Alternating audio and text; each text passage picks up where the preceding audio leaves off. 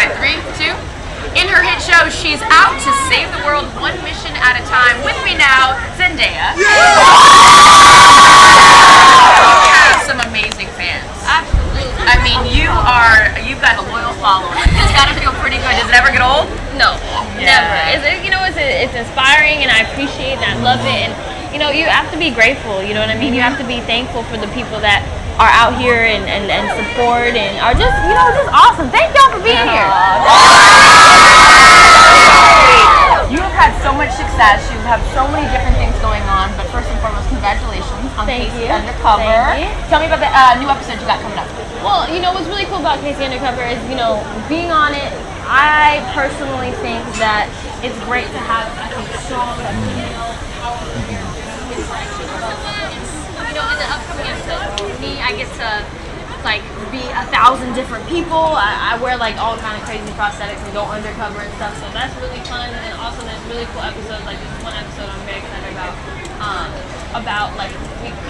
It seems like it would be like a real history lesson, but it's not real because we made it up in our Disney world. But it's about the first black female spy in the organization, right? And it's this really cool kind of story, and I get to play Cleo Brown is her name, and it's set in the 70s, and it's really fun, and for me being on the show and also being a producer and just How long have you been doing the producing part? since the beginning. What do you love about that? What I love about that is I have a place where I have a voice and my voice is respected and heard, you know what I mean? And also a place where I can learn. And creative too. Exactly. Allow you to really get involved in all aspects. I mean, not that you wouldn't be invested, but you really get to, it's a fun place to learn and know what it takes behind the scenes. Of course. And you see a lot of actors that also get into it. They want to be directors and all that. Do you have any inspiration or is there any aspirations like that? I don't know. I don't know. Directing is hard. Yeah. Directing is hard, but definitely producing things for sure. How do you handle, you're so active on social media and you have such a loyal following. How do you deal with the haters? Well, here's the thing. Here's how I like to think about it. It's you don't know those people, right? You probably never meet them, and if you did, they probably wouldn't say that to your face. You know what I'm saying? So you just gotta put things in perspective, and you also gotta realize that behind an icon is another human being. So you have no idea what that person's going through or what they're dealing with. It could have been their highlight to insult me, and that's fine. I'm glad I can make a day better. But so you just kind of have to put things in perspective, and I think so. I don't know who said it, but it was like a perfect analogy for what letting haters online hurt you. What is that like? So it's like being in your car and at a red light allowing a stranger to jump in your car, scream terrible things at you, and then jump out. In real life, you'd be really take that seriously, right? Because you'd be like, who are you? Yeah, what do you mean, right? Yeah. So it's kind of like I definitely think that's one of the realest things ever, because it's really someone just jumping in your life but they don't know you, right? At all. And you don't know them. Yeah. So it's kind of, you can't really take it too serious. It's a beautiful perspective on the whole thing, so I'm sure it can't be easy.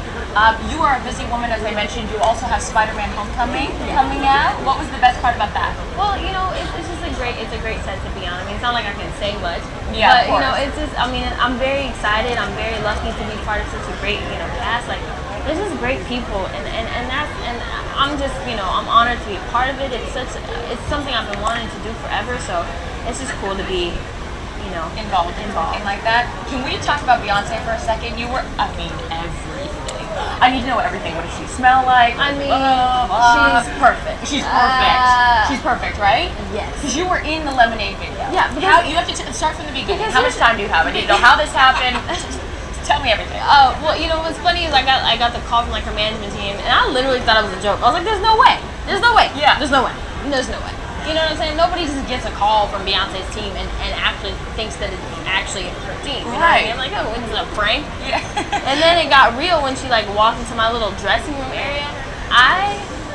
Let me tell you something.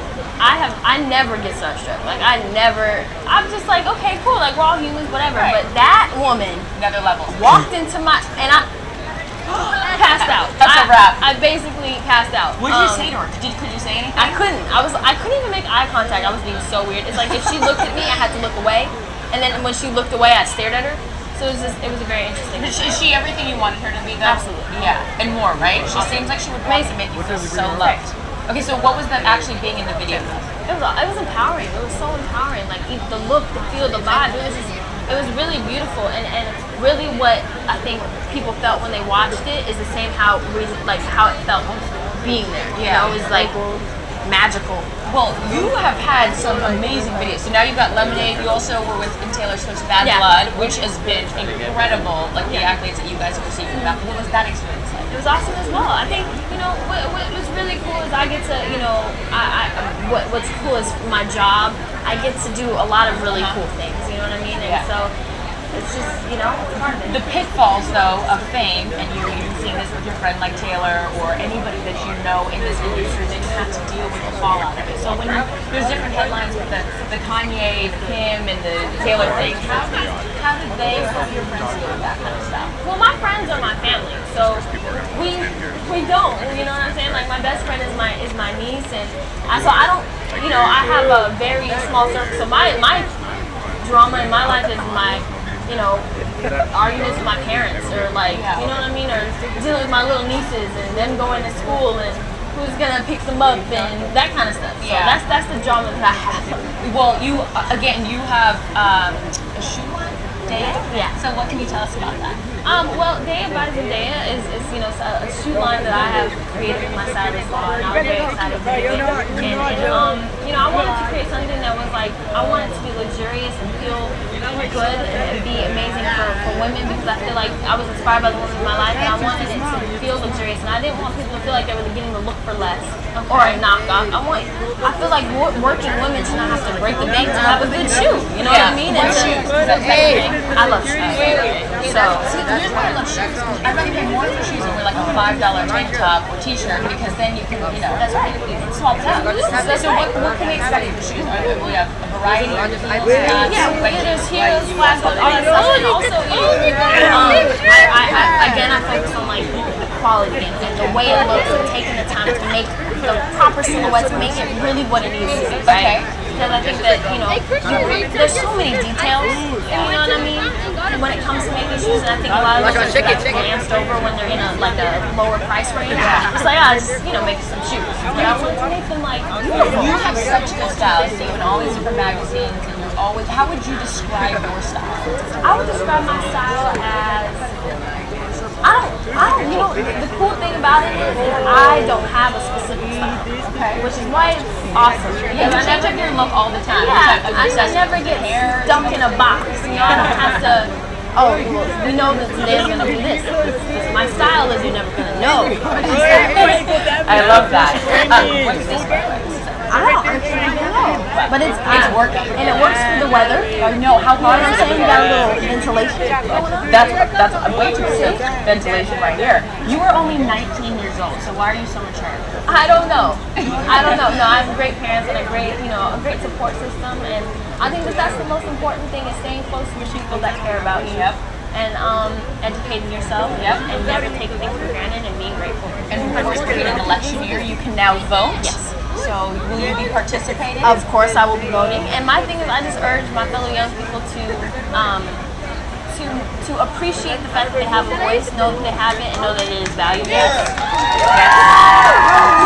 And really take the time to study. You know what I mean? Don't necessarily stop at what you see on the news. You know what I'm saying? And there's a lot of stuff out there right now. And that'll only take you so far. Dig a little bit deeper, do a little bit of research, see things firsthand, and see things and hear things for yourself, and make an educated decision based off that. I don't tell people what to do, but I will tell you to vote. Tell you to vote. Will you tell us who you're voting for, or is that private? No, I won't, but I'm pretty sure people can guess.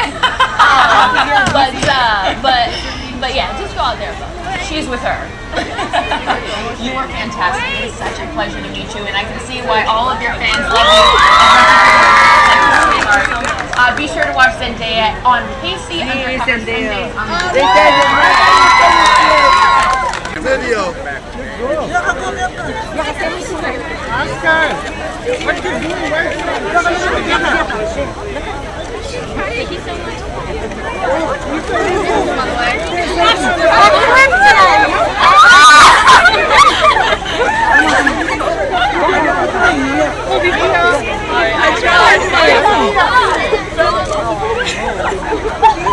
Hey, but did you get one? Okay,